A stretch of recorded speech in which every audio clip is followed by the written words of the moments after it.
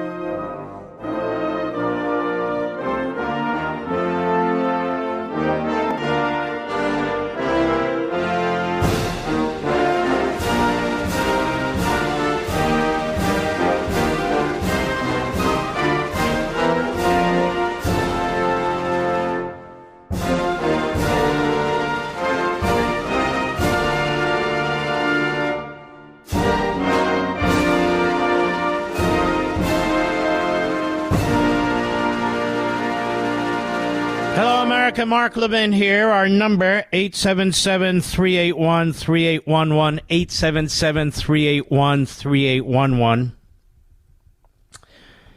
Literally just minutes ago, before we come on the air here, I'm watching what this judge is doing to Donald Trump. He's trying to humiliate him now in his courtroom. This is a puny, local elected Democrat hack judge who should have dismissed this outrageous case a long time ago. Issues a gag order, makes provocative statements directed at the former president. He's moving at breakneck speed. You know, picking juries, normally it doesn't take 3 days. It takes a long time. He should have recused. He should have moved the venue to another location, but he hasn't done anything because he doesn't want to. And so this is a setup. All these cases are set up. And that includes the document case. I'm sorry, I disagree with the other legal analysts on this issue. I think that's another outrage, particularly given what Biden did, and he gets a pass. I've spent my life studying history, especially American history. My family has fought for this country. We are great patriots that go back many generations.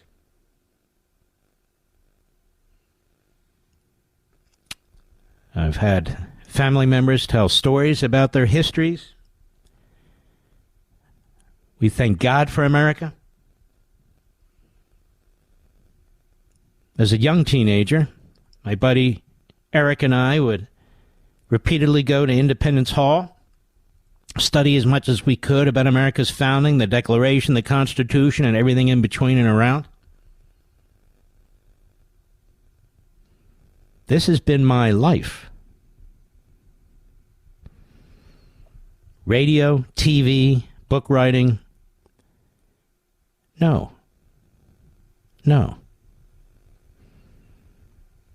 Understanding liberty, power, understanding what makes man tick. Why America, of all the places, since the beginning of mankind, was the place blessed by God to be the greatest nation on the face of the earth. The men who did it, the men who fought for it and died for it, the Revolutionary War, brave, brave men. Brave, brave men. Every war thereafter, every battle thereafter, to preserve what? To preserve America.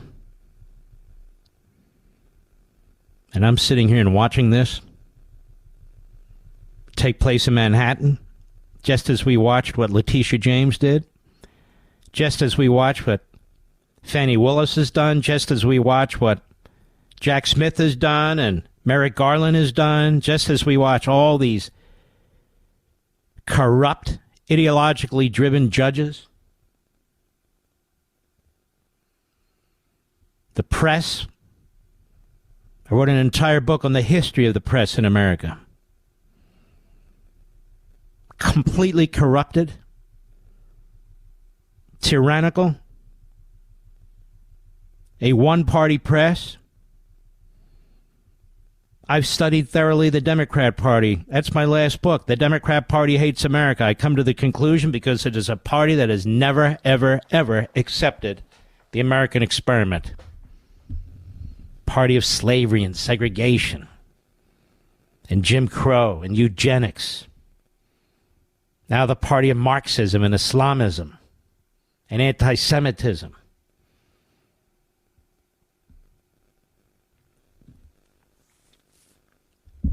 I see what's happening. You see what's happening.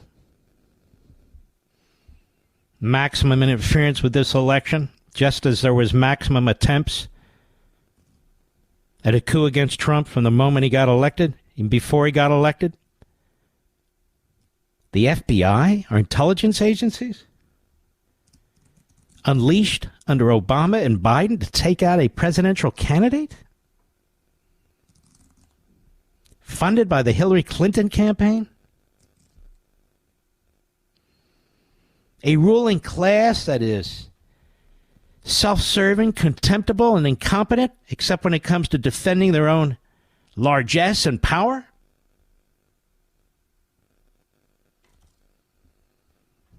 We have an open border. That's man-made. That is destroying our country. Our public school systems have been destroyed by the Democrat Party and their unions. The nuclear family, morality, ethics, parental rights, all under attack. All on defense. Women's sports destroyed. The civil rights movement being taken over by the civil rights Marxist movement, a.k.a. civil rights Marxism.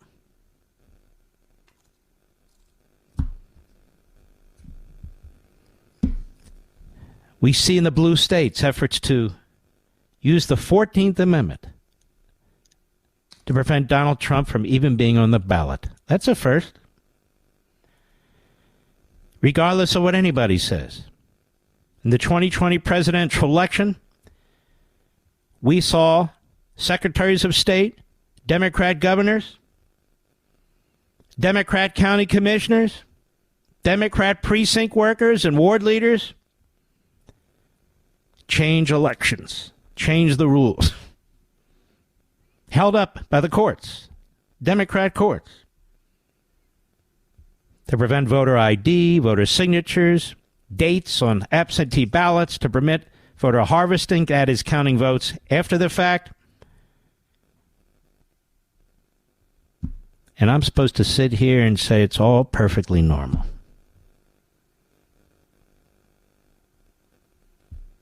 As the greatest country on the face of the earth is being devoured by the American Marxists and their party, the Democrat Party, with the full-throated support of their corrupt media.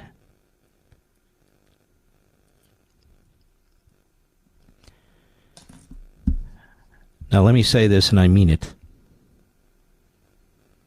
It'll be taken out of context, and I don't really care. I will never support, ever, the election of Joe Biden as President of the United States. I will never support it, ever. As we watch, they destroy the justice system. Democrat judges, Democrat Soros prosecutors. I will never, ever acknowledge Joe Biden as President of the United States when those numbers come in, any more than they have accepted Donald Trump as President of the United States the first time around, or, God willing, should he win this time around, They're already preparing the riots. They're already preparing the resistance movements. They're already preparing more impeachments. They're already preparing criminal investigations. They started it, and they have no intention of stopping it.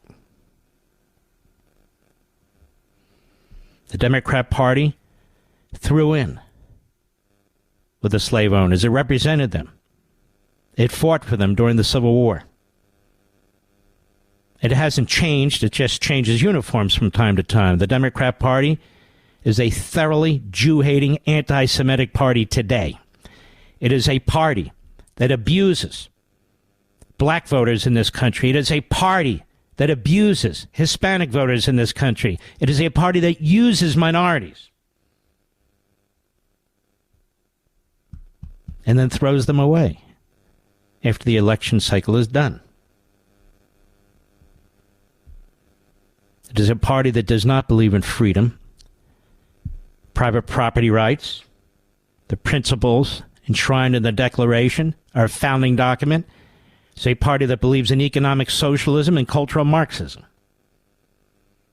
It is a party that embraces Islamicism, Hamas, the PLO, Iran. It is a party who keeps promoting a man for president of the United States who is sold out to the communist Chinese.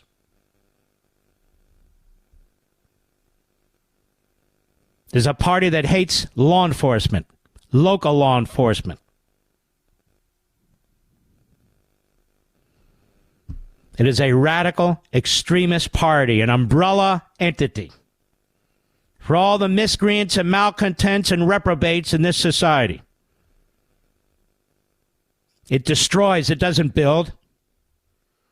It burns, it doesn't develop. Takes peace in the Middle East and turns it into war. It takes good race relations that had taken place in this country and shreds it.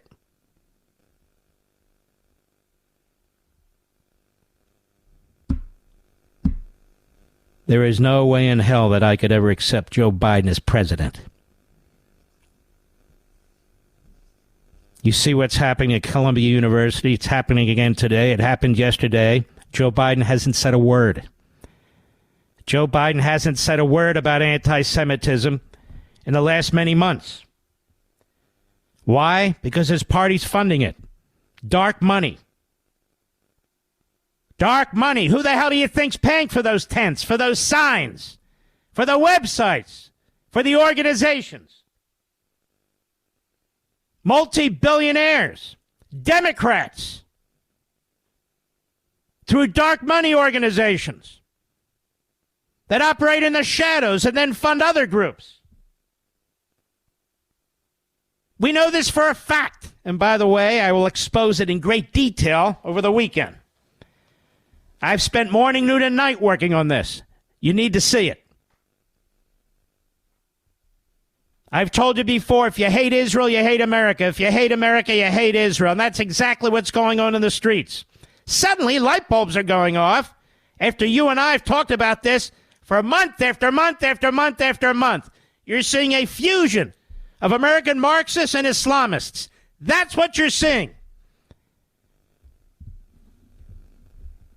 Obama could not import enough people from the Middle East into this country. Look it up.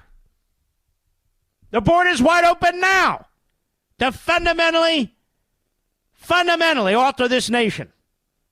Not because of people of color and all the rest of that crap. Because they are importing different cultural beliefs into this country. People that have no ties to the American founding. People that have no ties to the Constitution. Representative government, all the rest. They've destroyed the methodologies by which we assimilate people into this country. Our public schools and our colleges, that's the way we assimilated people into this country.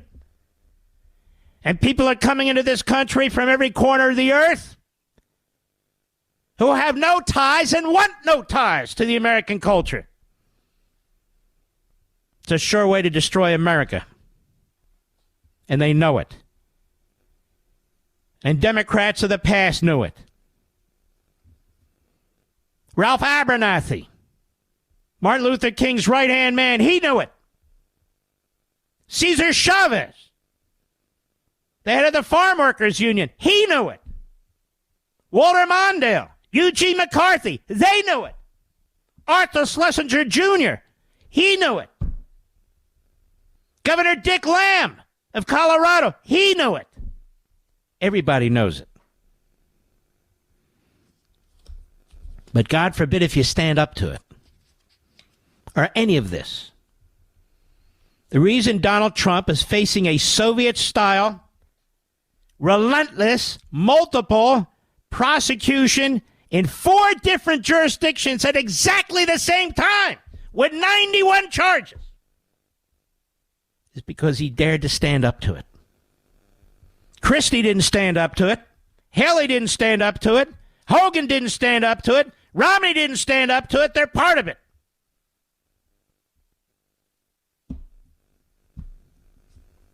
Because Trump stood up to it. I don't care whether you like him or like all his policies. He's paying the price. They're destroying his businesses. They're bankrupting him. They're trying to put him in prison. 91 charges in 4 different jurisdictions, 3 of which are massively Democrat. What's the likelihood you come out of that unscathed? With Democrat-elected hack judges and Democrat-appointed hack judges in Washington. This isn't an insurrection. The insurrection's over by the Democrat Party. This is punishment now. Punishment. I'll be right back. Mark Levin.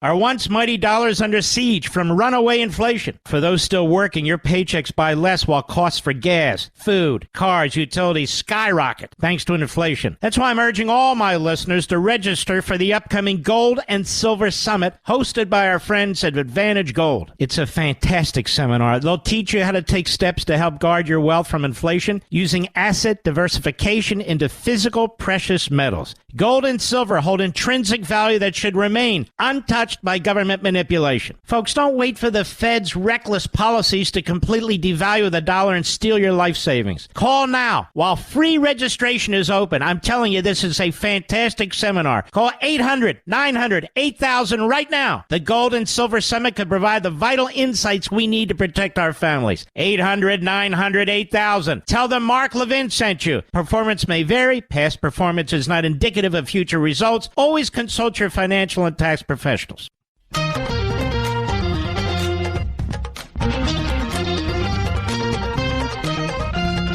I look at these institutions. I look at the media, MSNBC, CNN, the New York Times, which has been a sleazy operation for over a century. Same with the Washington Post. I look at the fools that work for these entities, these corporations that hate our country.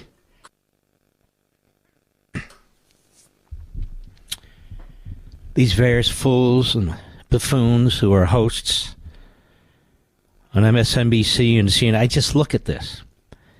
And I think to myself, do you understand what you're doing? Do you understand you're attempting to disenfranchise half the country? Do you understand that? As they try to destroy Donald Trump and try to derail Robert Kennedy Jr., to clear the field for Joe Biden? I'll be right back. Attention, fellow Americans. Mark Levin here with a warning and a solution. I feel like our country's being destroyed by out-of-control spending and debt thanks to Biden and the American Marxists. And your hard-earned savings and retirement could be at risk from their socialist schemes. That's why you should consider Advantage Gold, the best of the best, a U.S.-based company that specializes in helping everyday Americans protect their wealth. They have a simple solution to help you even potentially grow your wealth despite the attacks from Washington. I urge you to register for their upcoming Gold and Silver Summit. It's fabulous. A free online event where you'll learn tips to help safeguard your finances by diversifying into physical precious metals. Call 800 800-900-8000. Call them right now to sign up securely for this pivotal summit. It is crucial. Tell them Mark Levin sent you for a special bonus. Call 800-900-8000 right now. Performance may vary. Past performance is not necessarily indicative of future results. You should always consult your financial and tax professional. Mark Levin, the great one. The great one, Mark Levin. Dial in now, 877-381-3811. This is exactly what I mean from the Business Insider. A top House Democrat wants to remove Trump's Secret Service protection if he's sent to prison. Now, what he's saying there is he wants Trump to be murdered in prison. He wants Trump to be murdered in prison. The former president is entitled to Secret Service protection for life. Representative Benny Thompson, former chairman of the House January 6 committee, introduced legislation today that would strip Trump of Secret Service protection if he's sentenced to prison. So you see, it's all set up. Get him convicted. We've got our jurisdictions and our venues. We've got our judges. We've got our prosecutors. We have our juries. Get him convicted. Not above the law. That's the line they always use. But, of course, this isn't the law, ladies and gentlemen. This is totalitarianism.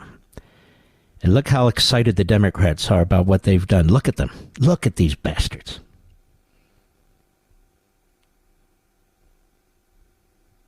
And so they would strip him of his Secret Service protection and send him to a federal prison where he'd be murdered.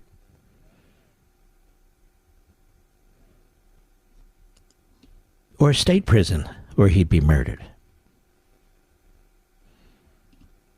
This is Benny Thompson.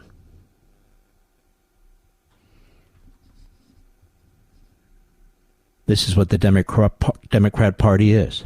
Democrat Party caused a civil war in this country. Over 700,000 dead. Democrat Party partnered with the Ku Klux Klan. Post-Civil War right up into the 50s and 60s. That is the 1950s and 60s. Democrat Party supported eugenics against black people.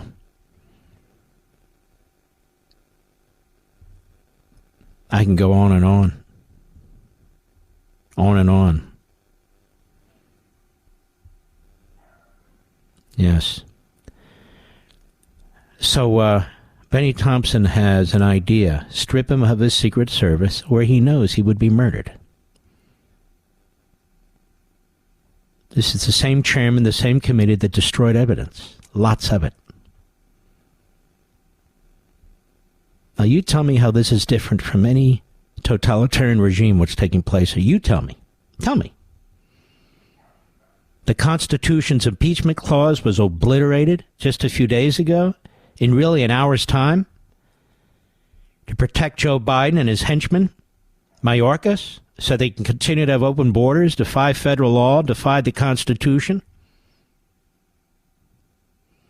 Are you not shocked that there aren't more people speaking out against this? Even Democrats? Do you see what's happening in our streets? This is the time for patriots to speak up.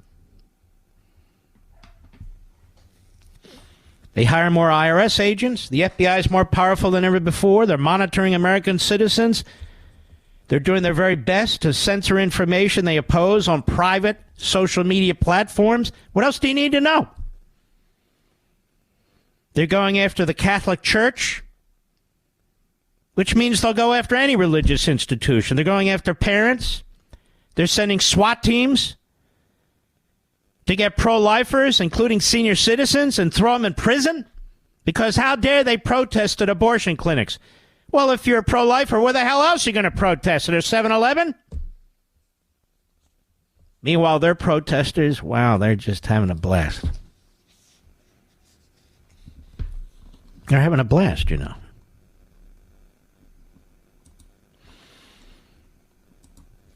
Anyway, I want to tell you the story of David and Goliath. David and the giant.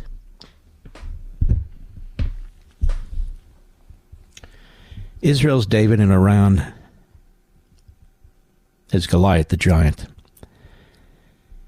Israel is surrounded on all fronts and backed up against the Mediterranean Sea. It is surrounded now, right now, by terrorists. It is David versus Goliath. That's Iran. Iran is Goliath. The Valley of Elah, two armies were poised for battle. Excuse me, with nothing but a hill separating them. I want to thank Chabad.org for this. The larger of the two was the Philistines. They were well armed, too. The smaller one was that of Saul, of the Jews, king of the Jews, King Saul. Suddenly, a Philistine giant, Goliath, appeared on the hill. His words came roaring down like thunder. I challenge any one of your miserable army, king or slave, to fight a duel with me, he said. The victor will make his nation victorious, and the other nation will surrender. The sight of the fierce giant, 12 feet tall, towering over the hill, clad in armor and iron and brass from head to foot, filled the Jews with great terror. There's not a single man in the Jewish camp who dared accept the challenge. Day after day, for 40 days, this mighty giant, Goliath, appeared on the hill to repeat his challenge morning and evening, and without getting any reply, he proceeded to mock and jeer the Jews and their God. Your God is a man of war, he said. Let him come and do battle with me. That was his favorite sneer. The whole valley re-echoed with the thunderous laughter of the Philistines. Among the armed forces of King Saul were David's three older brothers, Eliab, Abinadab, and Shammah. David was told to stay home to tend to his father's flock. And with his youthful age and poetic soul, David was not regarded as a warrior at all. One day, Yishai ordered David to take some provisions to his brothers on the battlefield. Now, David had heard of the great humiliation his people were suffering daily from that fearful giant. And his heart was filled with a burning desire to kill the giant and restore his people's pride and faith. When he came to the camp and witnessed the painful scene and the mortification of his people, he decided to take up the challenge, little David. Just then, he heard some of the men in the camp discuss the rewards and honor which the king would bestow upon Goliath's victor. Riches, the hand of the royal princess, and permanent release from taxation. David grew angry. He said, why not any Jew destroy this Goliath, not for the sake of riches or for the hand of the king's daughter, but simply to defend and sanctify God's name and the pride of his people, which this arrogant villain dares to defile? His words, spoken with much feeling, made the group look up at him. They answered him, of course any Jew would do that if he were able to. We were merely mentioning the reward as a matter of fact, they said. David's older brother, however, became impatient with the shepherd lad who spoke such lofty words. Why don't you return to your sheep? He said to his younger brother. The next moment, one of the king's adjutants came up to David and told him that the king wanted to see him. David followed him, and the next moment he stood before the king. The king's face was pale with sorrow and anxiety, and seeing David, King Saul recalled how the young shepherd had been first introduced to him as a man who knows how to play the harp, a fine warrior, wise and handsome, and God is with him, and how David's sweet music quickly eased his troubled mind. Could this lad be the unnamed person whom the prophet Shmuel declared to be the next king of Israel? Do you think you could take up Goliath's challenge and defeat him? Asked King Saul. No man could defile God's name and get away with it, David replied. I trust in God to fight the battle for me. But what chance have you, an inexperienced young man, against a tough and seasoned warrior, a giant at that? God has never forsaken me in the time of need. Once, as I was tending my father's sheep, a lion attacked my flock and made off with a lamb. I gave chase and saved the lamb from his very teeth. When the beast charged at me, I slew him with my bare hands. The same thing happened again with a hungry bear attacked my flock. Surely God, who protected me when I went to save a lamb, will protect me when I go to save the dignity and fate of my people in a fight with a vicious heathen who dared profane God's holy name. You're a brave lad, King Saul said. You have my permission to go, and may God bless you and grant you success. Saul then took off his own armor and shield and blade, gave them to David, who put them on. He also offered David his royal sword. David was soon dressed in full armor, and King Saul was amazed at seeing how well his suit fit David, though no other man was a match for Saul's splendid figure. Once again, the thought crept into Saul's mind, is this lad destined to take my place?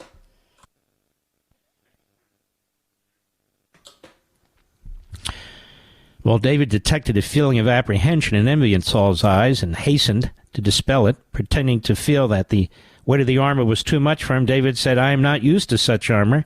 God shall be my shield and my strength, and these will be my weapons. So saying, he took his staff and slingshot with 5 smooth little pellets, that is, pebbles, and went to meet the giant.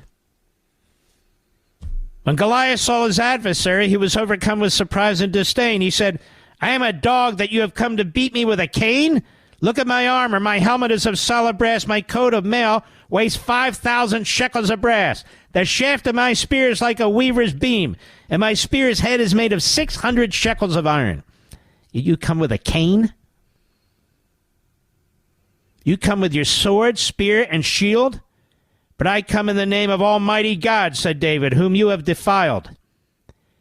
You will soon lie defeated at my feet, and all the world will know that there is a God in Israel. David's words rang through the valley, while both opposing armies held their breath. Goliath then moved forward to kill David with one blow, but found himself stuck as if he were nailed to the ground. He wanted to raise his spear, but found that his arm would not obey him. At that very moment, David let a stone fly from his sling. Swift as an arrow it flew, and true to its mark. The next moment, the giant's huge body lay prostrate upon the ground, his forehead crushed by the sharp little stone that struck it and pierced his head. David ran up to the giant and stood upon his body. Having no sword of his own, David drew the giant's sword and cut off his head. When the Philistines saw that their champion was dead, they fled. King Saul's armies, regaining their confidence and courage, pursued them with might and main. It was a great and lasting victory. David thereupon became the greatest national hero. David killed Goliath, the giant. He would later become king, King David, one of the greatest Jewish kings of all time. You've heard of the city of David. At the feet of Jerusalem, the city of David came first. There's a tremendous amount of archaeological activity taking place there to demonstrate, to prove that there was a city of David. And it is beyond discussion, beyond debate. When you look at Iran, Iran is Goliath. There are over 200 million Arabs/Palestinians that surround Israel that has a total of 13 million people, 7 million of whom are Jewish. Approximately half of the Jews remaining in the world live in Israel. But for all the genocidal attacks on the Jews from the earliest days, the Babylonians, the Persians, the Romans, up to Hitler and so forth, Dory Gold, a scholar, tremendous thinker, told me and told you on my radio show several years ago that there would be as many Jews in the world as there are Chinese. But today they're a tiny, tiny percentage of the planet's population. That said, the Babylonians are gone, the Persians are gone, the Persian Empire, the Roman Empire is gone, the Philistines are gone, and the Jews survive. Oh, And the Third Reich is gone too. Iran is Goliath. They have Israel surrounded. There are 200 million people, many of whom hate the Jewish state that's surrounded. Monarchs, military dictators, Islamo-Nazi imams. Keep that in mind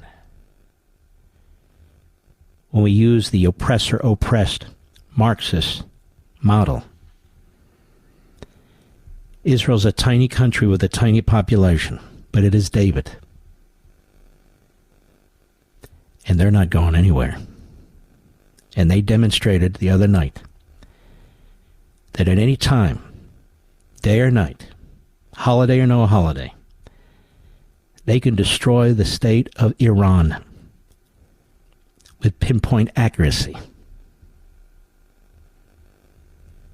I'll be right back. Mark Levin.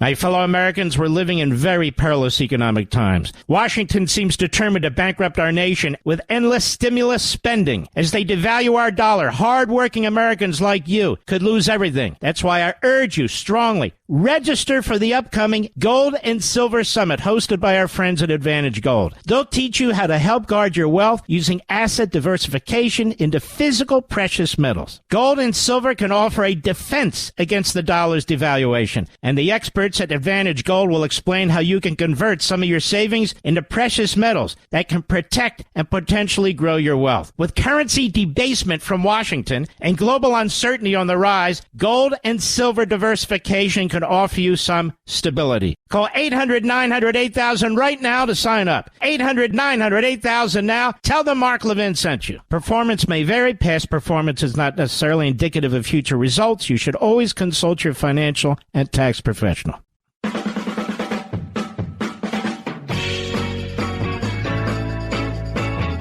Israel's very lucky to have a man like Benjamin Netanyahu at the helm. That's why he's under attack by the Marxist Islamists and our Democrat Party here in America and their surrogates in Israel. It's typical of great leaders. Churchill, Thatcher, Reagan, Trump, under constant attack. People disloyal who surround them, who sell them out. A media, ancient media would be word of mouth, pamphlets, things of that sort, in a modern technological media like we have today. Smearing them, undermining them, doubting them. And when it's all said and done, these are why they're considered the greatest that mankind has ever brought forward. Netanyahu understands David versus Goliath. He also understands Churchill. He understands what he's up against. He understands Biden is worse than Neville Chamberlain. I'm speaking for myself. I'm projecting. This is his moment. This is our moment, America. We've got to defend this country for our children and our grandchildren, or we're going to lose it. We'll be right back.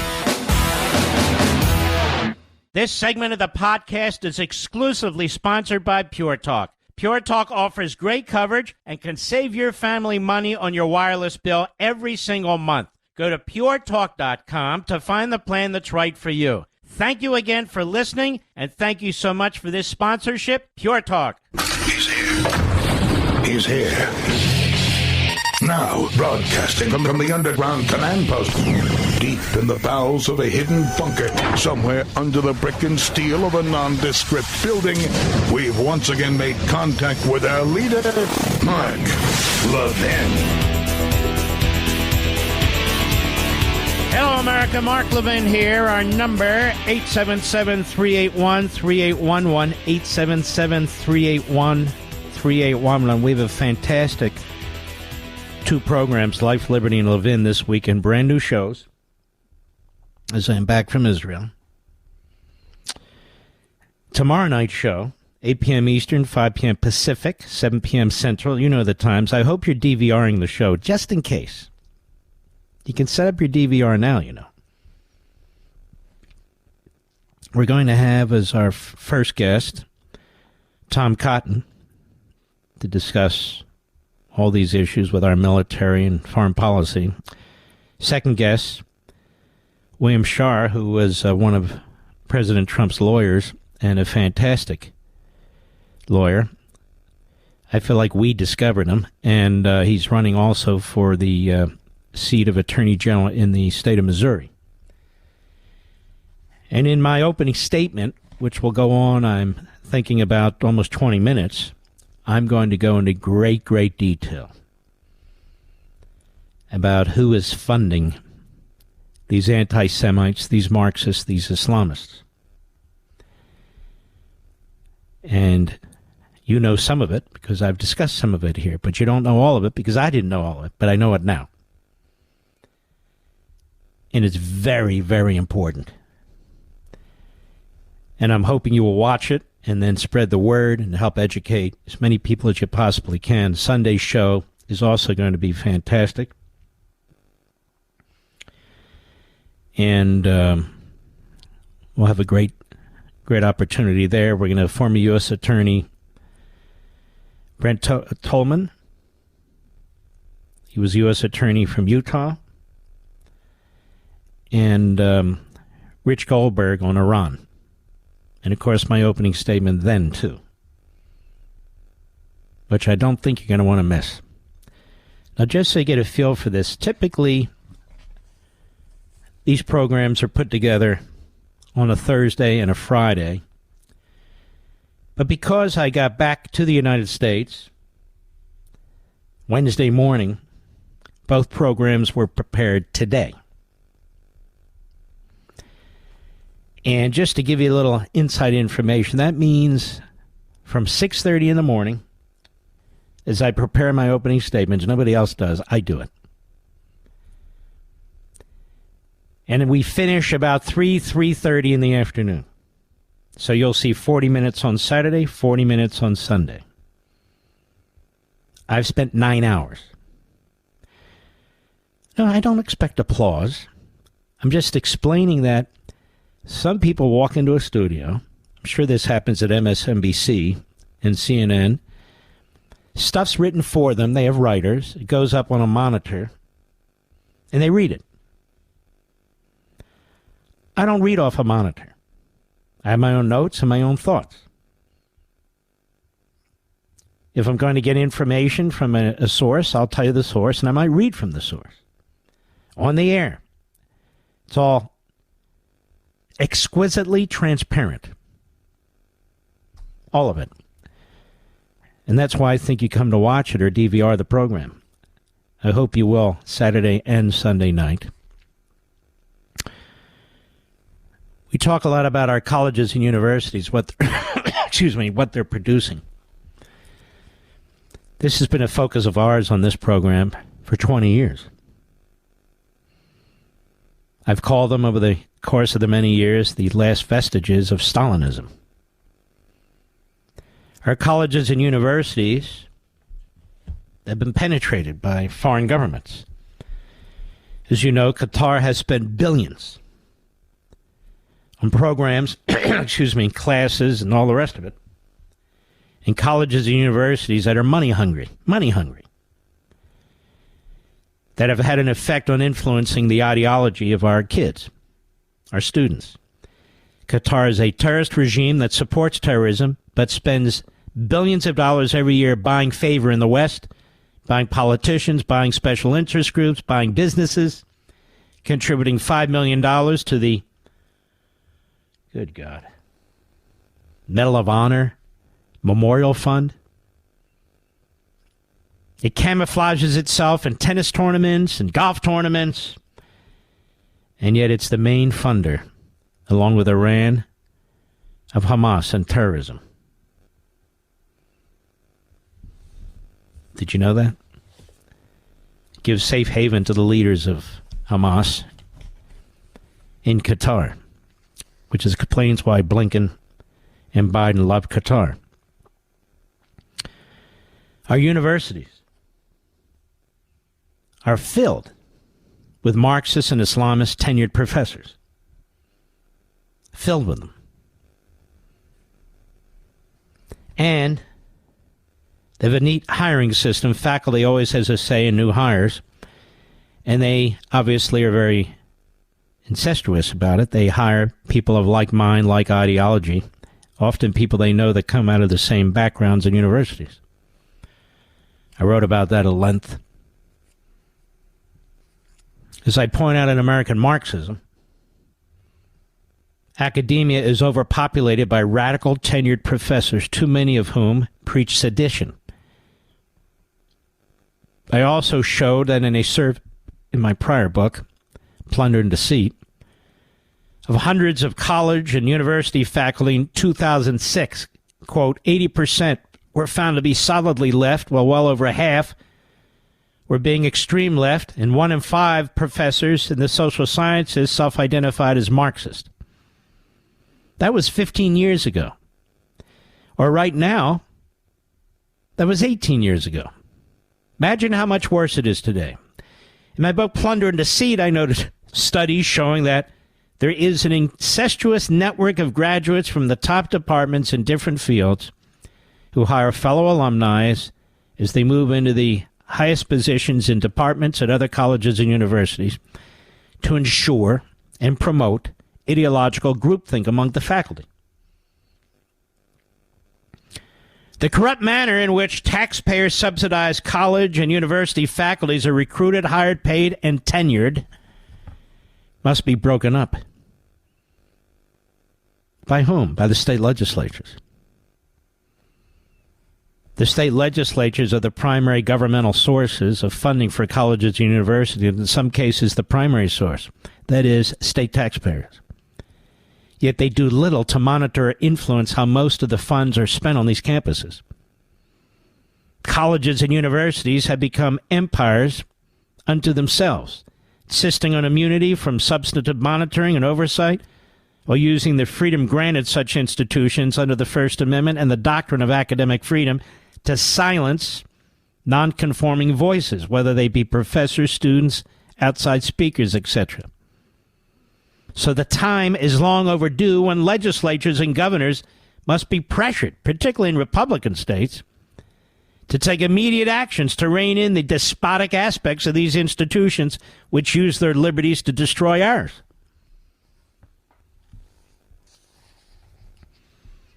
In fact, the practice of tenure should be eliminated altogether for professors. Altogether. There's no legitimate or rational basis for the extreme ideological and political lopsidedness of college and university faculties in numerous departments. And there's no good reason why taxpayers should pay Marxists to teach generations of students, and I would add Islamists, to hate their country, protect them from scrutiny and accountability, and provide them with lifetime job security with tenure. This academic cabal is free to relentlessly advance its ideological causes and effectively control America's college and university campuses. It is they and their administrators who have destroyed academic freedom and free speech. Indeed, if academic freedom and free speech truly existed on these campuses, the few professors who do not conform to the radical left majority ideology and even dare to question it would not be threatened, subjected to cancel culture, and have their careers ruined. Students and student groups that defy the campus Marxists would not be harassed, and defy the Islamists would not be violently attacked. Guest speakers of all views would be welcome rather than pro-American speakers being shouted down and chased off campus by angry mobs. Commencement speakers would be more representative of the greater society.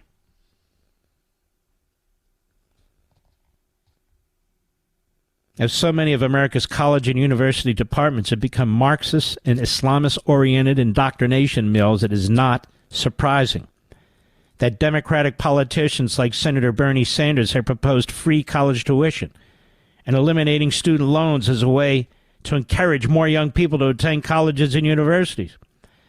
Or Joe Biden, unconstitutionally with a wave of a crooked finger, conferring almost $1 trillion so far in student forgiveness to these same students in order to buy their fealty.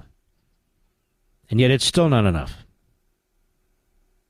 Still not enough as college costs, spending, tuition skyrocket beyond all reason.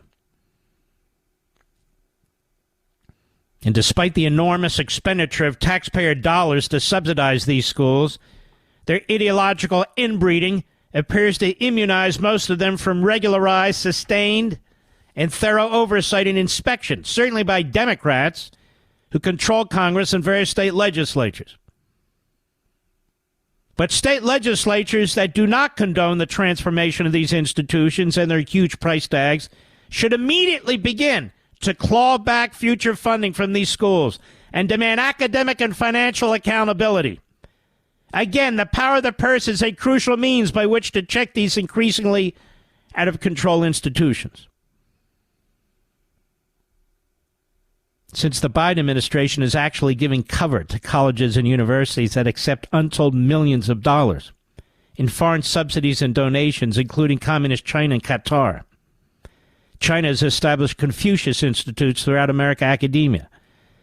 And despite the Senate's recent action tightening controls on these funds, state legislatures must be pressured by you to compel these schools to report the receipt of these funds from any foreign governments, particularly enemy governments like Qatar and Communist China.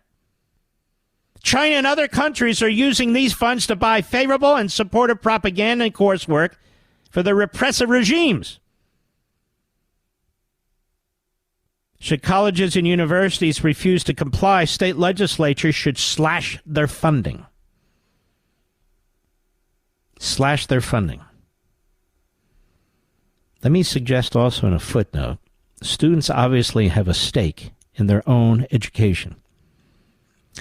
If a college, if a department head, if a professor is abusing his role and turning the classroom into a regular indoctrination seminar in support of Marxism and Islamism,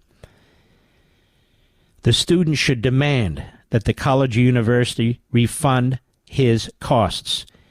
Even join with like-minded students and object to the propagandizing, and perhaps even consider litigation as a class or individually, along commercial lines, for false advertising, bait and switch, and all the rest. It's time to fight back. The culture, piece by piece, needs to be taken back. Academia is one of the major areas. Academia, media, and entertainment. These are very, very important areas. And it's not just those three, but those are a big deal. I'll be right back. Mark Levin.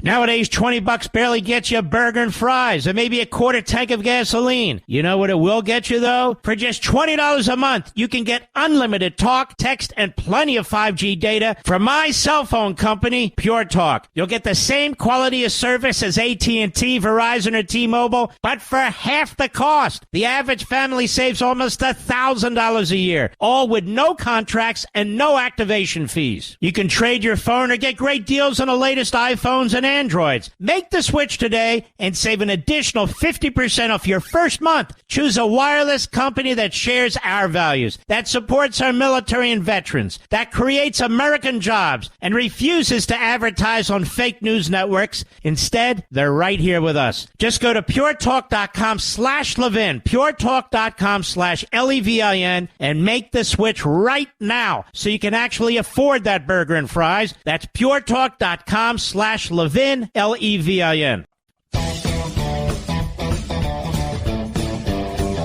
What a coward this guy Blinken is. Coward Biden.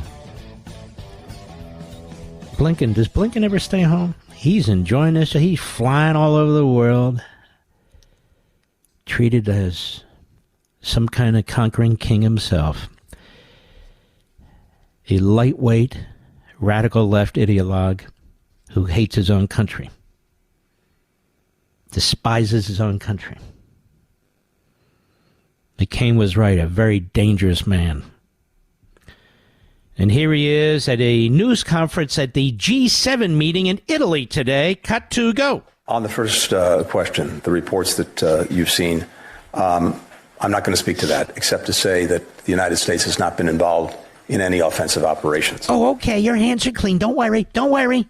Don't worry, Biden. Don't worry, Biden's Pentagon. Your hands are clean. Oh, we weren't involved in anything. And they're proud of that. Now, more information has come to light. Israel's missiles hit their sights with pinpoint accuracy. 100% accuracy. And they came within an eyelash of taking out defensive structures around Iran's nuclear site about 200 miles outside of Tehran. Which means Israel was sending a message.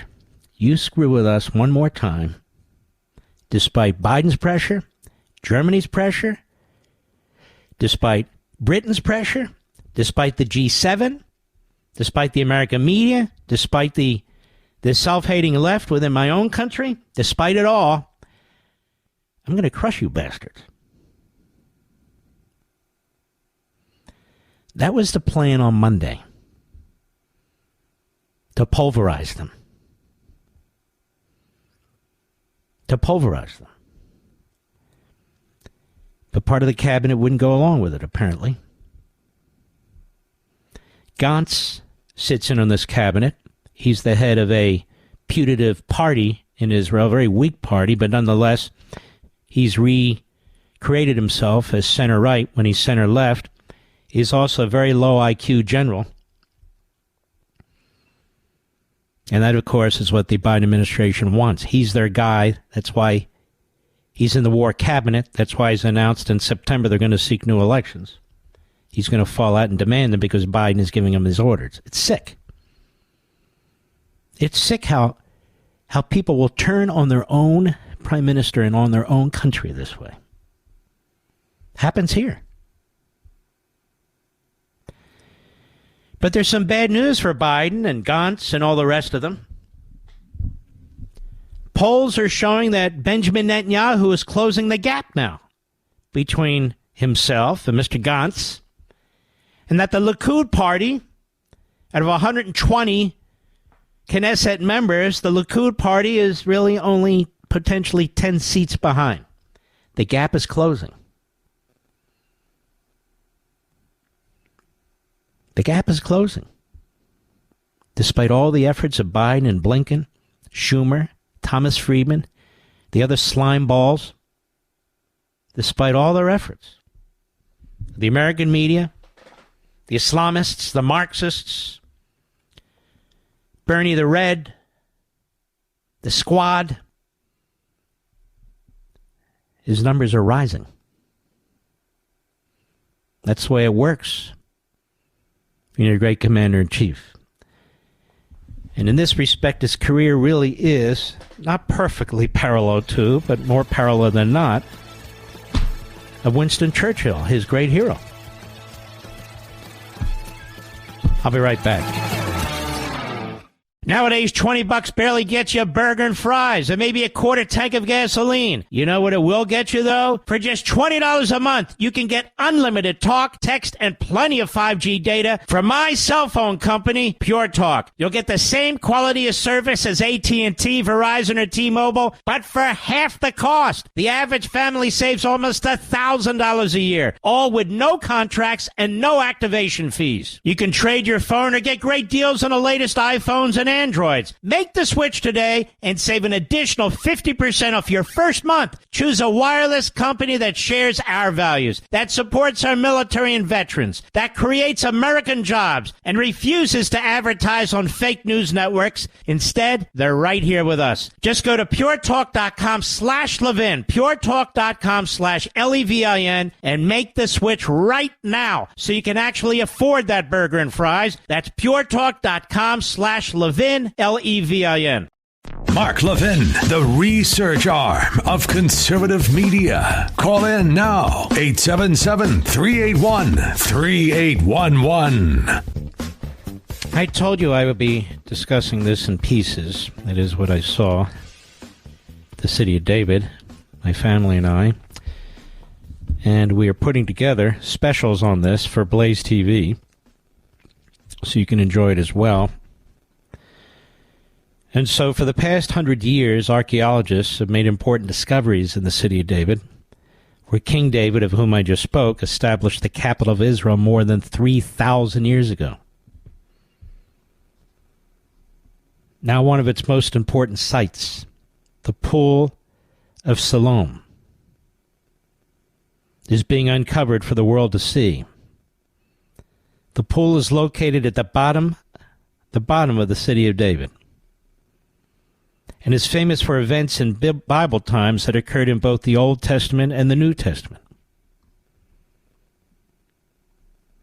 The site is where all the Jewish people would gather 3 times a year for Pentecost, Tabernacles, Passover to immerse, spiritually cleanse themselves in the pool before the pilgrimage up to the temple.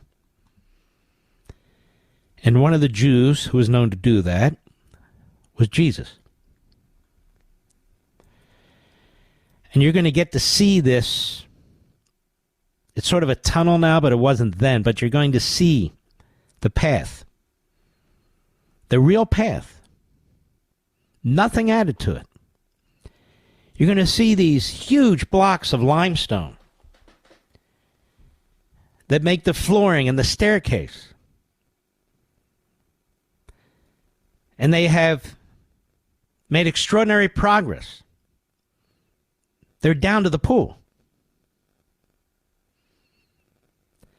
And then once they finally finish that aspect, from the pool to the temple, they're going to widen it. How far? Well, as far as it is. Wherever it goes. The city of David. We were there. We took our camera there. It was amazing. I couldn't stop staring at it, staring at the wall. That is where the archaeologists kept chipping away and will keep chipping away. And I pulled a piece of pottery out of it. Obviously, it all belongs to the state of Israel. I'm just saying I saw a piece of pottery, pulled it out, and it was filled with artifacts. And I touched the sand or dirt with my hand as it would crumble to the floor. And I said to my wife, this is over 3,000 years old. Over 3,000 years old. Touch it. Touch it. I touched the limestone, huge blocks of limestone on the floor. The miracle of how this place was built. You touch it. You're living the Bible. Right there in the city of David, which is at the foot of the city of Jerusalem. The city of David came first. And before the city of David, there was Shiloh in Judea and Samaria. There it is. It's right there. Just as the Bible said it was. Just as the Bible describes it. Now, I'm not an expert on the Bible. I'm not an expert on Christianity or Judaism. But I soak up history. And there you stand in ancient history. Ancient history for Jews and Christians. There you are. It's right there.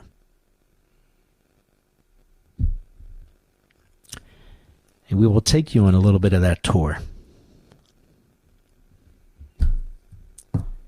As Mr. Executive Producer David Padarush, my right-hand TV man, just as Rich Cement is my right-hand radio man. And all other causes, I suppose, Rich. But you all are going to be absolutely jaw dropped to the floor. It reinforces everything you know, or should know, about your own ancestry. Those of you who are Jewish and Christian.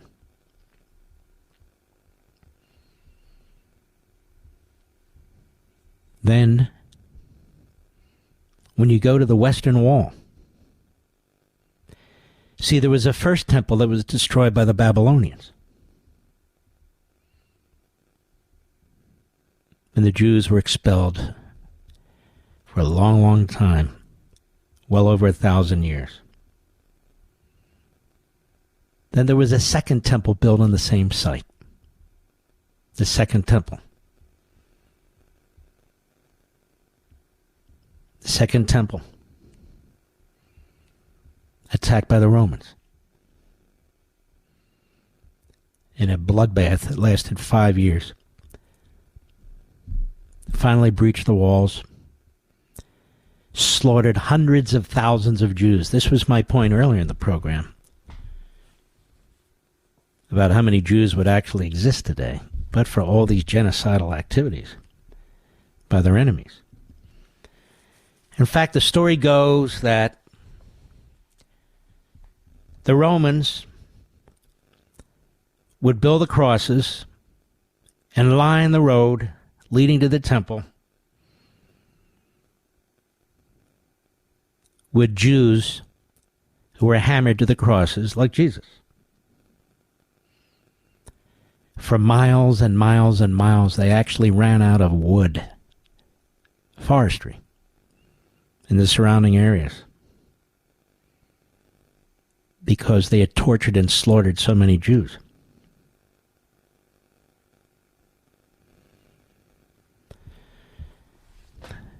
Islam would come hundreds and hundreds of years after Christianity, which came hundreds and hundreds of years after Judaism. The holiest place in the Jewish faith is called the Temple Mount. The Temple Mount, which is right there in Jerusalem, right there where the old temple was.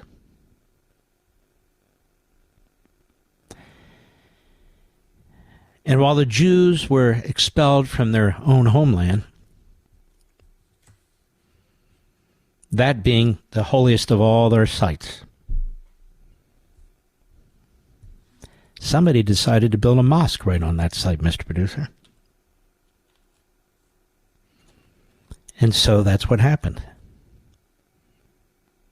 A mosque was built on the holiest of the Jewish sites, on the Temple Mount.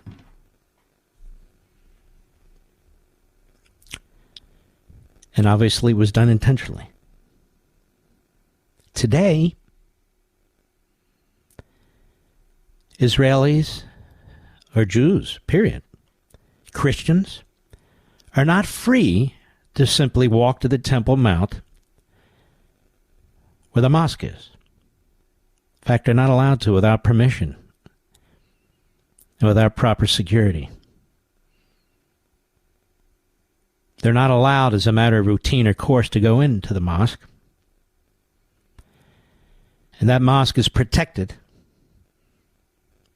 by the Israeli military and police. The Palestinians claim the mosque is theirs, even though there weren't Palestinians back then. But as Muslims, they claim it. After the Six-Day War in 1967, when the Israelis fought to take back their capital of Jerusalem from the Jordanians and other Arabs, they took back the Temple Mount.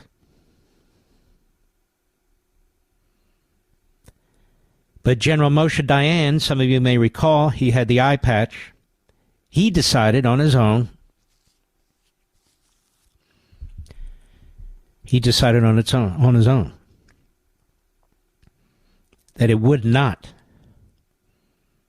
be returned to the Jewish people. And so while they took most of Jerusalem back, they left the Temple Mount, protected by the Israeli army, but not to be returned to the Jewish people, their holiest site. And that's the status today. That's the status today of the Temple Mount. So you'll see people praying at the Western Wall. You can step back. You can see the Temple Mount.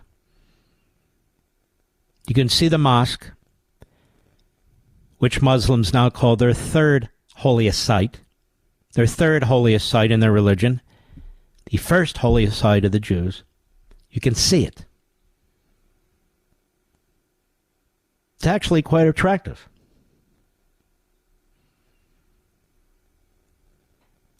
But that is ancient history. That is modern history. You're going to see it all. The wall, the walkway and the stairs and the pool, the city of David. And you're going to see a lot more. You're going to see the old city of Jerusalem, which is divided into different sectors. The Arab sector, the Armenian sector, the Jewish sector, the Christian sector. There was a time when Jews and Muslims got along quite well. Christians and Muslims got along quite well. But then with the Islamists,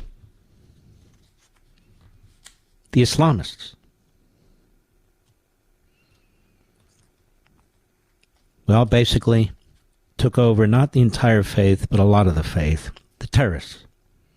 Things changed forever. When Joe Biden appeases Iran, when he intentionally funds Iran, strengthens their internal secret police forces, strengthens that illegitimate Islamo-Nazi government, because Iran is not Arab, it's Persian. They speak Farsi. They don't speak Arabic. Joe Biden has empowered a police state that slaughters its own people, that tortures its own people, that rapes its young men and young women who dare not to comply with the Islamist government. He has enslaved the people of Iran, has Joe Biden and Blinken.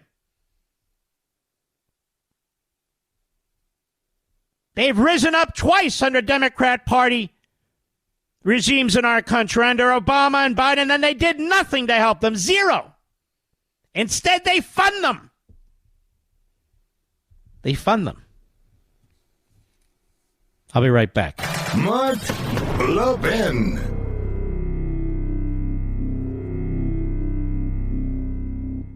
Nowadays, $20 barely gets you a burger and fries, or maybe a quarter tank of gasoline. You know what it will get you, though? For just $20 a month, you can get unlimited talk, text, and plenty of 5G data from my cell phone company, Pure Talk. You'll get the same quality of service as AT&T, Verizon, or T-Mobile, but for half the cost. The average family saves almost $1,000 a year, all with no contracts and no activation fees. You can trade your phone or get great deals on the latest iPhones and Androids. Make the switch today and save an additional 50% off your first month. Choose a wireless company that shares our values, that supports our military and veterans, that creates American jobs, and refuses to advertise on fake news networks. Instead, they're right here with us. Just go to puretalk.com/Levin, puretalk.com/Levin, and make the switch right now so you can actually afford that burger and fries. That's puretalk.com/Levin. Levin.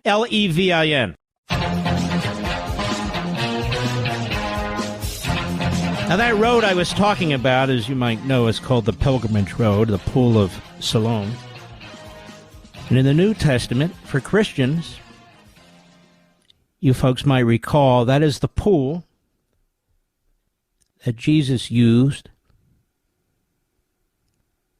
to help the blind see again. It's all right there. What's unique about what you'll see on Blaze when we pull it all together is the extent of which we are permitted to go. The public has not been permitted to go yet because they're still excavating. So we appreciate that. And I hope as I discuss this on radio, you're not enjoying, at least interested in much of this. I'll be right back.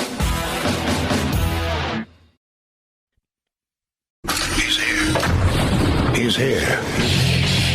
Now, broadcasting from the underground command post, deep in the bowels of a hidden bunker, somewhere under the brick and steel of a nondescript building, we've once again made contact with our leader, Mark Levin. Hello, America. Mark Levin here. Our number 877-381-3811, 877-381-3811. We'll try and squeeze in some calls near the end of the program. Right now, it's a pleasure to introduce my friend, our friend, John Ondrazik. Mr. Five for Fighting. John, how are you, sir? Mark, nice to talk to you. I think those words have a little more significance after the events last week. So very nice to talk to you. All right. Explain to everybody what you mean. Well, I heard that you might be in Israel last weekend, and I was in Tel Aviv performing at Hostage Square the night of the attack, and we exchanged a few texts. I didn't hoping to get together, but when the rockets started getting intercepted over Jerusalem, I was worried about you. I don't know if you were in a safe room or what you were doing, if you were scared, but boy, I'm glad you came through it. Thank God for that Iron Dome, right? Yeah, and you know, I'm being very honest, I wasn't scared. I was ticked off. I got very angry at these bastards doing this crap. And, you know, it may sound ridiculous, my age, where I am, who I am, Americans, I just felt like hitting back very, very hard. And you know what, John, and you can express what you heard in Tel Aviv. I was in Jerusalem. The Israeli people were not impressed. The Israeli people were furious about what was taking place, and they're sick and tired of this stuff going on from Hezbollah and Hamas and all the rest of it. What was your impression? And they're incredibly brave. You know, before I played Hostage Square that night, they made an announcement basically saying, if a missile attacks, this is what you do. Nobody left. Not one person left. I was ready to run to my safe room. And after the show, I walked off stage, and they're like, yeah, you have to be in your safe room by 11 tonight. And I'm like, all right, everybody, let's go. It's 8:30. They're like, no, let's go to dinner first. I'm like, you guys, they're different breed, Mark. You know, they're a different breed. They're brave. They live life. They understand joy.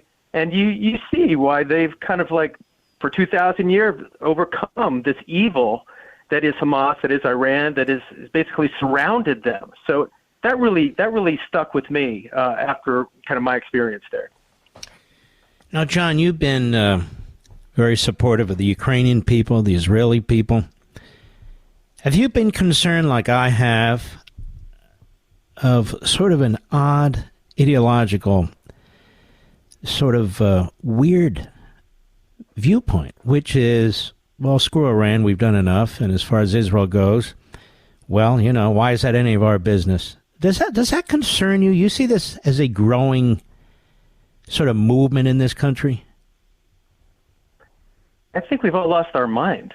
The theme of my song "Okay" is we're not okay. Something's deeply broken in all our moral institutions. You know, certainly the media has become, in many ways, Hamas propaganda. Certainly our college campuses are just raging with anti-Semitism, of course, and we have, you know, the Rashida Tlaibs of the world. So I don't understand how the world has found this kind of moral equivalency, the oppressor, the oppressee, all of this kind of dogma and indoctrination. And, the first word of my song is, this is a time for choosing, because if we don't stand up for what's good, what's right, we don't stand up for Israel, we don't stand up for Ukraine, this all started with Afghanistan, then we're going to lose this. We're going to lose this freedom, this democracy. It's not guaranteed. And that's one reason I went to Israel. When that song came out and Israel shared my video, I got thousands of emails from Israelis, saying thank you, because they feel abandoned, because they have been. So I think, I'm not Jewish. This is not a Jewish issue. This is a human issue. This is a fight for civilization against those who want to tear it down. The UN is basically a partner to Hamas of what kind of world we live in. And the fact that more people are not outraged and standing up, it's not a political thing, it's a moral thing. And that's why, we have work to do, and the arts has to be part of it. Mark, the music industry has shamed itself historically. On 9/11, after 9/11, Paul McCartney put on the concert for New York. Every icon was there singing for New York, condemning Osama bin Laden. I played my little song, Superman. What's the difference between October 7th and 9/11? It's evil. And the music industry is crickets, not one word. It's a disgrace. It is a total disgrace. I'm with you on all of this. Mm-hmm. What got you interested in this sort of thing? Just because you're a red-blooded, patriotic American? Which is enough. I guess it shouldn't be hard. It's like Afghanistan. You don't abandon your allies you promised to protect to terrorists. Ukraine. Putin's trying to reconstitute the Soviet Union, committing atrocities in Ukraine. It's like, I grew up under Reagan. It's like, you don't allow that to happen. October 7th, you massacre women, rape women, behead babies. There's no context. So to me, it's very simple. And the fact that people try to contextualize it and excuse it, it's very dangerous, and especially for our kids. Those are the ones who are at risk. And you look at the polls, and many of them support Hamas and Palestine. You look at what's going on at Columbia University right now. That is the next generation. And if we don't take steps to combat that, we're going to lose this. We're going to lose this. So I think the consequences couldn't be more dire. And, the last image of my video is Martin Luther King saying, hey, silence in the face of evil is complicity. And we're sure seeing a hell of a lot of complicity these days. First of all, it's fantastic. So if people want to see it or get access to it, where do they go? Yeah, you can just go to OK Fight for Fighting on YouTube. You can see the video. I just posted my performance at Square and my remarks to the Israelis yesterday. So that's also up there, just Fight for Fighting Hostage Square performance. But, it was pretty interesting. We were both there, but I'll tell you, I was a lot more nervous than you were. So I'm glad we both came back in one piece. Can you say, you came in and out a little bit. What's the site again? One more time, Mr. Producer. Flop it on all our social sites, too, if you would. Go ahead, John.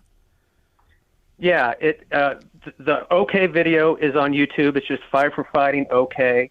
And the Hostage Square performance is on YouTube also, Hostage Square Fight for Fighting. The website's fightforfighting.com, Fight for Fighting Music on Instagram.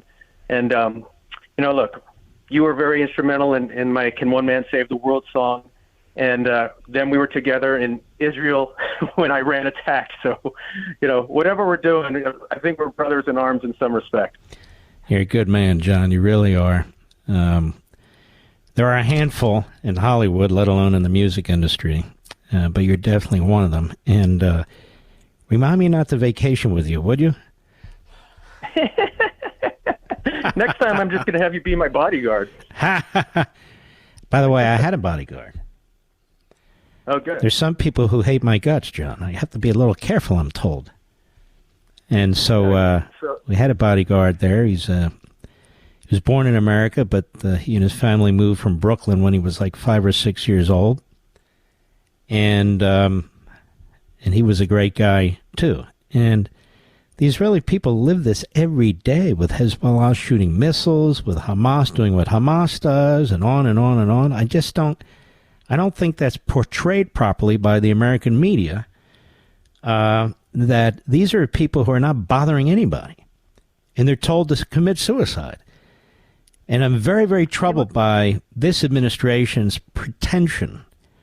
That is that They support Israel when they undermine it at every turn. That way they're hoping they get the Jewish vote and the River to the Sea crowd at the same time. I am hoping that their effort to split that baby fails miserably, because there's good and there's evil, there's right and wrong, and there's liberty and tyranny. And if you're not going to stand up for the right side of that now, whether it's in Israel, whether it's Taiwan or Ukraine, then you need to look in the mirror and you need to rethink things. All right, John. Mark. Thank you for saying that, buddy. You know, our side needs to hear that too. Republicans need to hear that. It looks like they're going to do Ukraine. And Secretary Blinken's statement of if Israel doesn't change their ways, they may become indistinguishable from Hamas, is the most disgusting statement I've heard by an American politician in my lifetime. And I've heard a lot. So you're right. I think America needs to get on the right side of history as well, because so far, Afghanistan, Ukraine, Israel, we have been a disgrace. I think those so-called conservatives, and they're not conservatives to me, not in any traditional sense whatsoever, they're out of touch. 80% of the American people support Israel. A significant percentage of the American people do not support Russia against Ukraine. We're not talking about sending anybody money. We're talking about sending them arms. The way it works is the Pentagon has, effectively, in the Treasury Department, when we say we're sending $3 billion for arms, that money is credited to the country. All that construction, the jobs, the development occurs here in the United States, and that's what is actually sent, other than maybe 10%. That's what's actually sent to these countries that do not have industries big enough, Taiwan, Ukraine, or Israel. All right, John, God bless you, my friend. You take care of yourself. We'll keep in touch. Thank you, Mark. Thank you for having me. You're a great patriot. Take care of yourself. He is the best. And I've explained this whole Patriot Missile issue well over the weekend. Reagan and General Danny Graham. Danny Graham was pushing it. Others earlier, but they never got anywhere. Talked about the Strategic Defense Initiative, and they were mocked. They were attacked. And the Democrat Party did everything they could to sabotage this. They refused to fund it. They wanted to defund it. They wanted to slash funding to it, even when there was funding. They would apply amendment after killer amendment. They went public and trashed it. And one of the men who did that in 1986 at the National Press Club was Joe Biden. Joe Biden opposed the Strategic Defense Initiative. He mocked it. He said it was effectively the lowest point in the history of statescraft, attacking Ronald Reagan. Now they wrap themselves in it. But let me tell you a little secret, and you're going to learn more about this on Life, Liberty, and Levin this weekend. Israel has a whole umbrella of missile defense systems that they developed. They developed with the United States.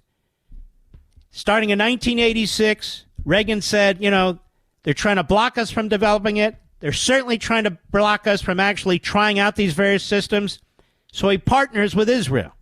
Why? Because Israel makes the Silicon Valley look like a joke. They have these geniuses. They have these laboratories. They have these individuals who develop technologies. They have these companies that develop technologies. They urge them to do it because they need these technologies. You're talking about 13 million people surrounded by over 200 million, many of whom are the enemy. So they can't win by numbers. They got to win by technology. And so they took this system and they developed what we now call the Iron Dome. And that technology was shared with the United States. Then they developed the Arrow 2 and Arrow 3 systems for more sophisticated missiles.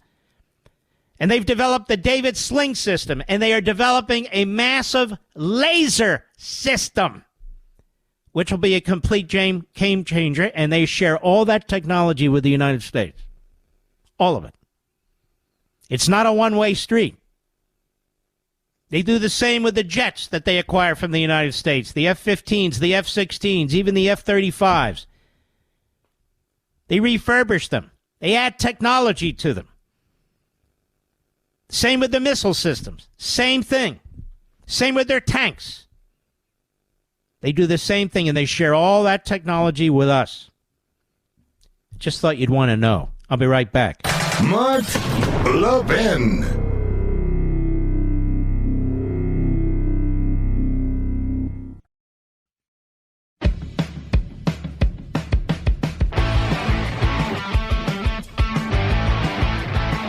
you all know Kevin Sorbo. Great actor. And he's a great producer, too. And he's got this fantastic new documentary coming out, Hollywood Takeover, China's Control in the Film Industry. Kevin, how are you, my friend? I'm very fine. Good to talk to you, sir. Good to talk to you. So tell us, I mean, I'm looking at the information about this, and it's very, very important. Tell us about what drove you to create this movie, the individuals who walk us through this movie, and why you decided to do this movie. Well, I think that since I'm probably the first cancel culture victim of Hollywood before it was a term, about a dozen years ago, my manager and agent said they couldn't work with me anymore because I'm conservative and a Christian. That's apparently, double leper for them. And I'm very vocal about what I feel about what's going on in Hollywood, the movies that they're doing, and the brainwashing I'm doing it with, through the media and through the television and the movies that they've been doing for decades. But obviously, the last 15 years have been such a fast pace, blatantly arrogant, and just incredibly bold takeover of everything in our lives. They came to me and asked me if I want to be part of it. I'm very well aware, as you are, of the influence China's had over us, and the influence that they have over Hollywood is massive. They decide what Hollywood can bring to China, and China, of course, is salivating over 1.5 billion people. So they will do anything that Chinese ask them to do, including change movies around to make China look great, or just be neutral about it. They don't want anything bashing in China, but they're more than happy to let Chinese people see movies that bash America. They have no problem with that whatsoever, and that's why I jumped on board with this. It's a wonderful look. I love documentaries. I've got 3 more coming out later this year, and it's just been an avenue that I've really found fascinating over the last 10 years. So I've been kind of doing a lot of that, as well as the independent movies that I'm doing. So walk us through this a little bit. What is it that your documentary does here? It looks at different aspects of Hollywood. You have certain individuals who help, journey us through this and provide us with information about it, correct? Well, there's a number of people you'll certainly know in there. I'm sure you know of Jason Jones, Steve Yates, Christian Toto. There's a number of people you would probably talk to yourself, Nick Searcy. Right. So it really follows Chris Fenton. Of course, my wife's in it, too. She wants to make sure that she gets her plug in. Sam's in it as well. She should. But, yes, of course. And it really follows the journey, though, of Chris Fenton more than anything. And he's a former Hollywood executive that did big blockbuster movies, Iron Man, many other of these $300 million budget movies. And Tiffany Meyer is an investigative news reporter, and she's the one that really guides everybody through this. But it's Chris waking up to the fact that he is now realizing that they're capitulating to everything Chinese is asking them to do.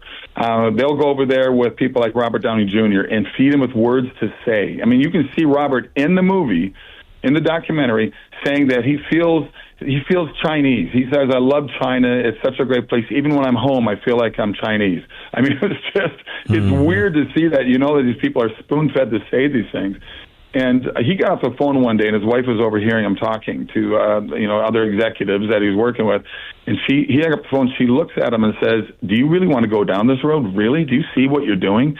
And it really woke him up. So he's pretty much banished now because he's not denying that he was part of the whole thing of really bringing down America's culture. And that's what they want to do. As you know, Andrew Breitbart said it, right? Politics runs downstream from culture.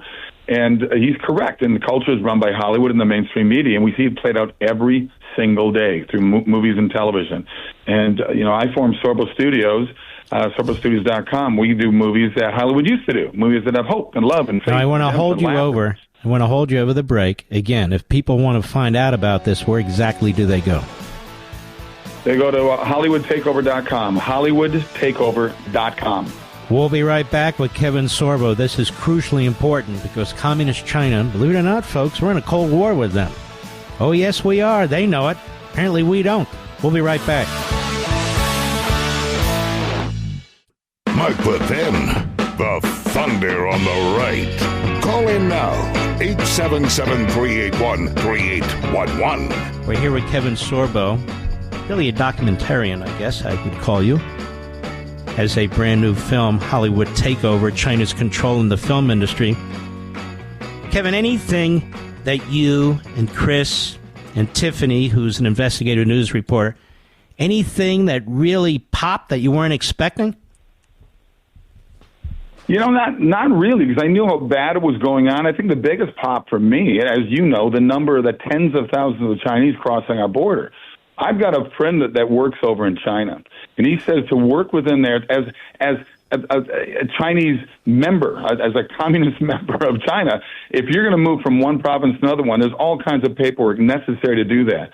Well, I wonder if the communist government of China is the ones shipping all these military-aged young men across our border right now, and we're just letting them come through. I mean, it's the weirdest thing in the world that they're look. I read 450,000 acres of farmland was sold to China. It's probably more than that, but they're not planting food for Americans. They're planting food for them back in their own country, and we're allowing this because we have such an amazingly greedy country that will sell our soul and sell our country. And Hollywood is doing the same thing because of the 1.5 billion people over there. There was a great Ricky Gervais, who was hosted, I think, 4 or 5 years in a row, the Golden Globes. And he gets up there in front of all the Hollywood elite, all the A-list actors, producers, directors, all there in the first 3-4 rows. And he says, you guys are such whores that if ISIS had a film fund, you'd all sign up for it. And people laughed nervously in the crowd. But we know that it's true. They would. And that's the trouble we have going on right now. So Communist China is in Hollywood. Communist China is in our colleges and universities with the Confucius Institute. I would argue Communist China is in the Oval Office, having bought and paid for the Biden family. Yep. And they're spreading their money. They are insinuating themselves into our industries, into our technologies, into academia. What in the hell? How do we allow this to happen? I mean, I understand that it's really one party and one ideology that allows this to happen. But if we don't start unraveling this, them and Qatar and all the rest of them, we're going to lose our country, aren't we?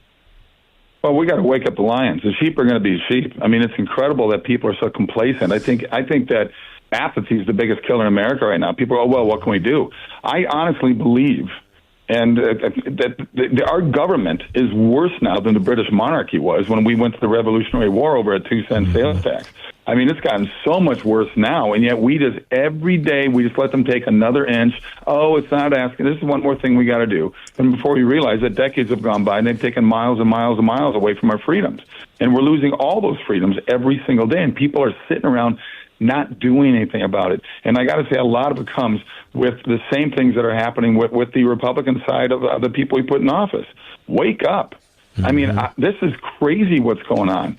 And I think one of the, I look at public education as obviously just as bad as anything else. When Bill Maher came out last month, and I'm sure you saw this, he said, don't send your kids to American universities.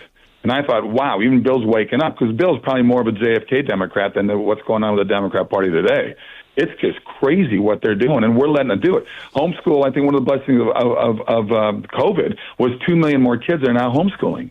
But we've got to get these kids to wake up. I think the majority of under 30-year-olds think socialism and Marxism is a good thing. And it's just they have no idea what the road they're going down and how they're destroying this country. And when they do, they're going to scratch their heads and go, gee, what happened? I guess it's the Republicans' fault.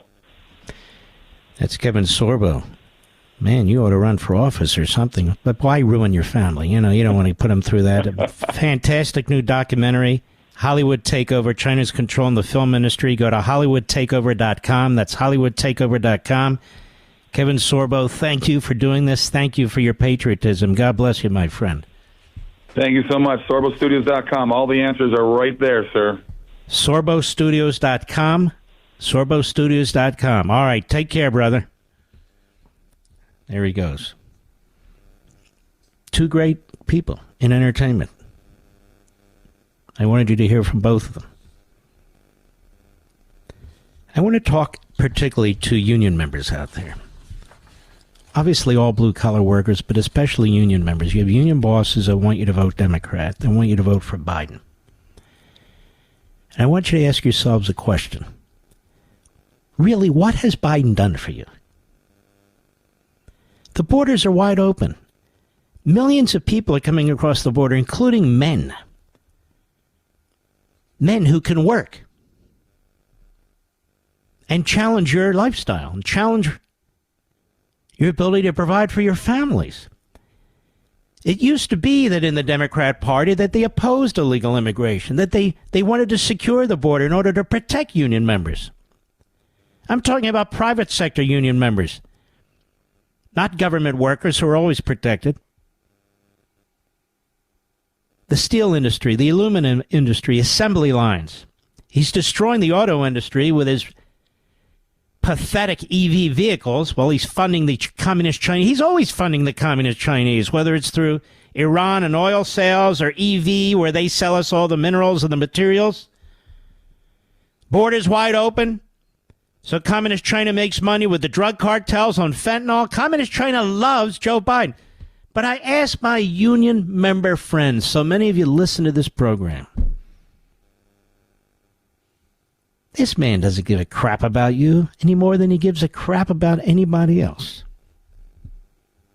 And he goes to the union halls and people are gathered there and he tells you, well, he's for unions. Yeah, he's for the unions. No, he's not. He's not for American workers, union or non-union. He's not for American industry. So here's Biden.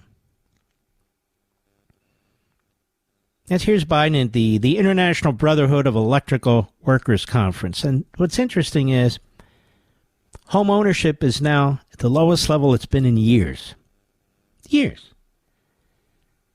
So blue-collar workers, union workers, and others who build homes. You need electricians, you need plumbers, you need bricklayers, you need construction workers,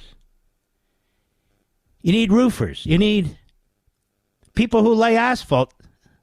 All the trades come into play. All the trades come into play when you're building a home. And so it's important that the home ownership in this country is vibrant. Now he says he's going to build 7 million new... The hell does he think he is, Mussolini? I think he does. You don't build homes because the government says you build homes. He's destroying you guys. He's destroying you. Truckers. That rig you're driving is going to be outlawed through the Environmental Protection Agency regulations. These trucking companies are going to go broke. This is insanity. This is the radical Marxist left. They don't care about unions. They don't care about Americans. They don't care about American jobs. Biden wants to have it both ways. You need to help us stop him. I'm talking to you union members in the private sector, you tradesmen in particular. We need your help. You need to help us stop him. He's destroying our economic system. He can go on about the rich all he wants. Inflation is through the roof. That's not about the rich. That's about hardworking Americans who are having trouble paying their bills and meeting their expenses. That's not about the rich. He is the rich. He's all lined up with the rich. The billionaires are backing him. That's how he's raised like $200 million already. But here he is in Pennsylvania, my home state. We'll go to cut 15, Mr. Producer. Go. Building an economy from the middle out, from the bottom up. Nobody knows what the middle out and bottom up means. He doesn't. And who cares how it's built? As long as it's built, it creates good American-paying jobs. What is it middle up, bottom out? What is he, Marx? He's a Marx wannabe. What kind of stupid guy? We're going to build it from the middle out and the bottom up. No, you're going to build it with capital. Creating economic, environmental conditions where people can actually develop things, create things, invest in things so they can hire people. People don't create businesses to hire people. They need to create businesses that become successful, so they have to hire people in order to retain or maintain their success. And build up, bottom out. It's a guy that's never created a single job in his life, union or non-union. Go ahead. Not the top down, because when you do that, the poor have a ladder up, the middle class does very well. What is it? Not the top down, the middle out, the bottom up. This is what I mean. This is what I mean. We had an industrial revolution with the bottom up, the middle out, the front in the back, and the back's in the front. He has no friggin' idea how to create a single private sector job, let alone protect them. The border's wide open. Your jobs are at risk. I'll be right back. Mark Levin.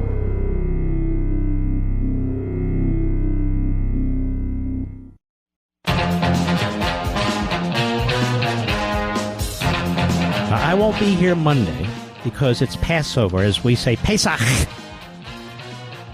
But after Monday, my absences will be few and far between. Over the course of the last 6 weeks or so, here and there, I've had to leave the bunker for various occasions. But there'll be very rare occasions, and there typically are very rare occasions when I do so. Anyway, here we go. For you, America.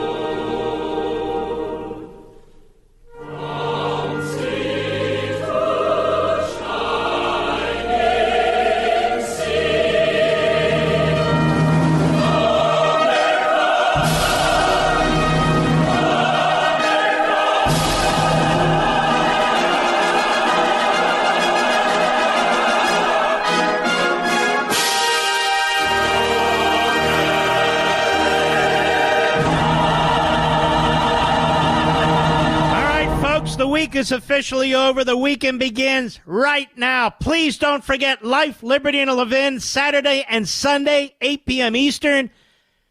A Levin Surge. Set your DVRs so you never miss it, folks. We salute our armed forces, police officers, firefighters, emergency personnel.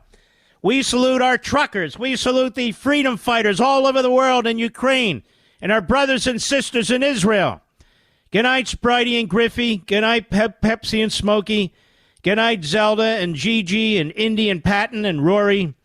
Good night, little Barney. And good night, Marty. And so many of you beautiful little babies. Good night, Dad. Good night, Mom. Good night, Leo. Good night, Joe. Good night, Teddy. Good night, Bernie. We're trying to hold down the fort here, and we do it in your honor. God bless each and every one of you. Have a great weekend.